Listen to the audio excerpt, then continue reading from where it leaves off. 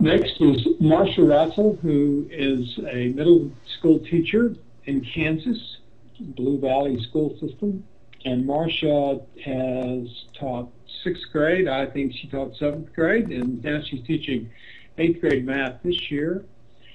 Her blog, Reflections of a Techie, is a great place to go and jump back a couple of years, and you can sort of follow her story as she worked through shifting her classroom from teacher to student-driven in science. And then once she kind of got the hang of that a little bit, they told her she was going to teach math.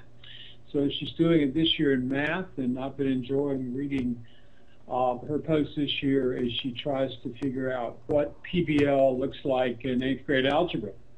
But she's going to read from a selection, I think, that had to do with her science classroom, and I'm going to shut up and let her do it so we can hear from Marsha and then Shelley Wright.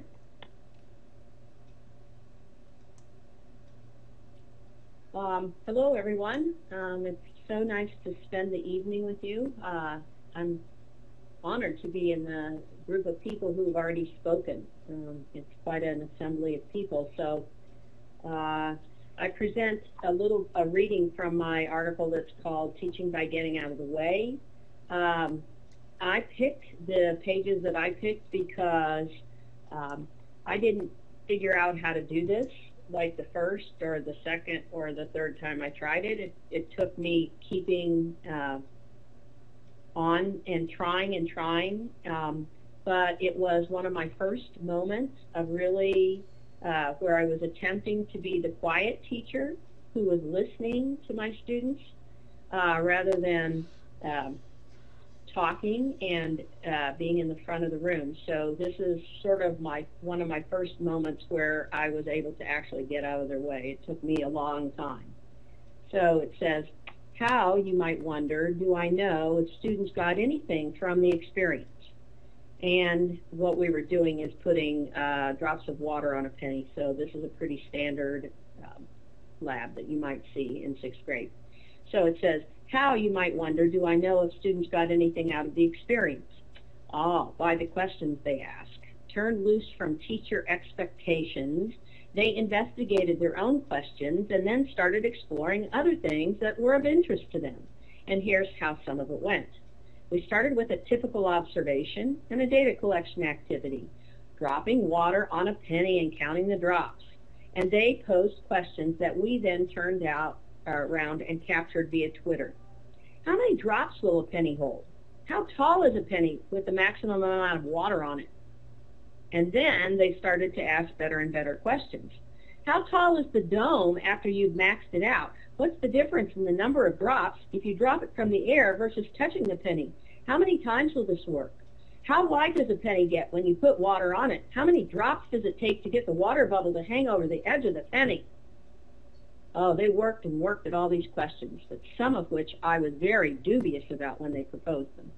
I'll admit that some questions worked out and others ran into troubles that I would have predicted, but here was my big aha. They've learned it for themselves now. It wasn't the teacher trying to tell them no, and here's why. Instead, they tried it and it didn't work. They regrouped and then formulated another question to test. It wasn't a big deal. It became a routine science investigation, rudimentary though it certainly was.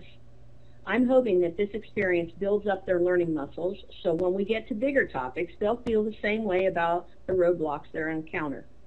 Those roadblocks will be higher and wider, but maybe they'll remember the value of persistence, something that they've now had a taste of, dripping water onto pennies, beginning steps, simple activity, experience gathered under our belt.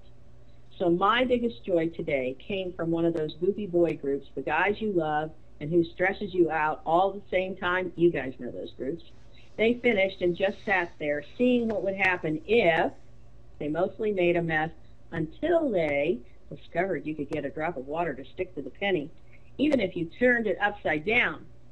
We put one drop on a penny and held it and then flipped it. So that's my reading selection. I wrote this because I said, I think that the reason why I wrote it is I stepped back and realized the reason why it worked was because I started off with something that was really simple, something that I'd done a million times before, and something that I could really experiment with because I knew how this lab worked out, because everybody who's taught science has done it, whether you work with kindergartners or high schoolers. And so I didn't have a lot of stuff to manage, and when you're in science, there's a lot of stuff you have to manage, equipment.